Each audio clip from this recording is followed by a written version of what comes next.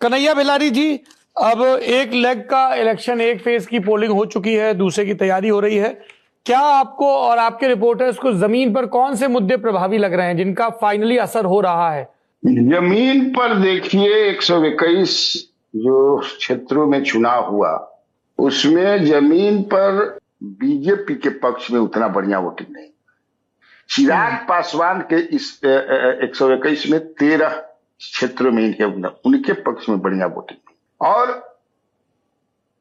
प्रशांत किशोर का मैंने कई क्षेत्रों में देखा कि उनका कलवाला में भी, आप देखिए कलवाला में मैं आपको बता दूं कि जैसे आपको जो है दरभंगा में आर.के. मिश्रा खेल बिगाड़ेंगे, सहरसा में किशोर कुमार मुन्ना खेल बिगाड़ेंगे, वहां से आई.पी. गुप्ता खड़ा है, समस्तीपुर में डॉक्टर विनोद खेला बिगाड़े, कुमरान में के.सी. सिन्हा खेला बिगाड़े, दीघा में बिट्टू सिंह खेला बिगाड़ेंगे। ये जनसुराज की मैं बात कर रहा हूं। इसमें मुजफ्फरपुर पूर्णिया भी जोड़ लीजिए। हाँ, वो भी आप जोड़ सकते हो, वहां मैं नहीं पर वहां भी बिगाड़ेंगे। जोकीहाट, जोकीहाट वहां मैं जोकीहाट नहीं गया हूं। सुगौली में जो उनके कैंडिडेट हैं, कोई झा है, क्या नाम है उनका, पूरा जो है महागठबंधन के लोग, चूंकि उनका टिकट नॉमिनेशन ही रद्द हो गया, जो वहां से थे शशि भूषण या क्या नाम था, सारे लोग लगे हुए हैं जनसुराज को जिताने में।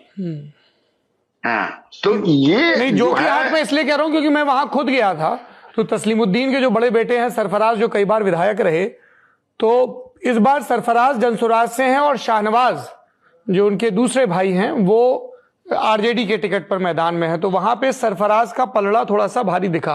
हालांकि यहाँ एआईएमआईएम की सीट थी पिछली बार और शाहनवाज पिछली बार एआईएमआईएम की सीट पे जीते थे, तो ये इकलौती सीट है जहां पे वो एक मजबूत फाइट में हमें नजर आए। अब इसमें आपने सुगौली जोड़ा है।